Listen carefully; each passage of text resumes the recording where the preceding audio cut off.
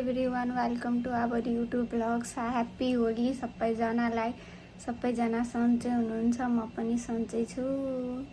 होली खेलिसक्नु भयो, के खानुभयो, होलीमा के पकाएर। अब चामल भिजाएर राखेको पलाउ, यहाँ खसीको मासु बाहिर निकालेछु, अनि हिजो राति चाहिँ बनाएको पुवा त्यहाँ राखिरहेछु, अनि त्यसमा आलु बोइल गरेर नेपाली अचार बनाउनको लागि रेडी पारेछु। टेस्टी छ नि, हेल्दी टेस्ट गर न।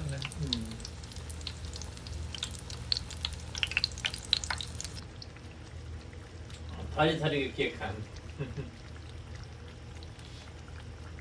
मेरो 2-3 वर्षमा नि यता यो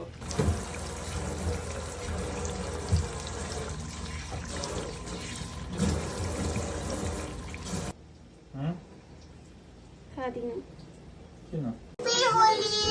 ह्यापी होली।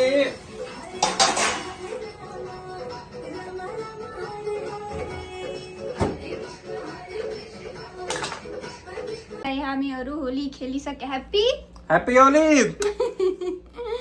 ह्याप्पी मेरो डार्लिङ छ। ओइ ह्याप्पी होली। आना तपाईँ किन के हो? थाहा छ मलाई, रिस नउठाऊ। यो मासु, खसीको मासु, खसीको।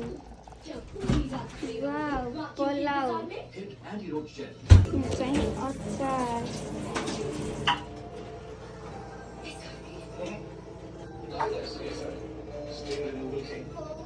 परिकारमाले 1-2 मिनट डिफ्रेन्टमा हुन्छ, परिकारमाले उल्टो पारिदिन्छ।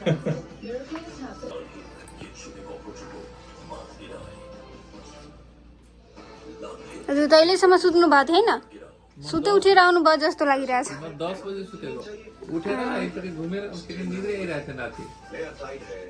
बाई बाई सबैजनालाई, ह्याप्पी होली, गुड नाइट।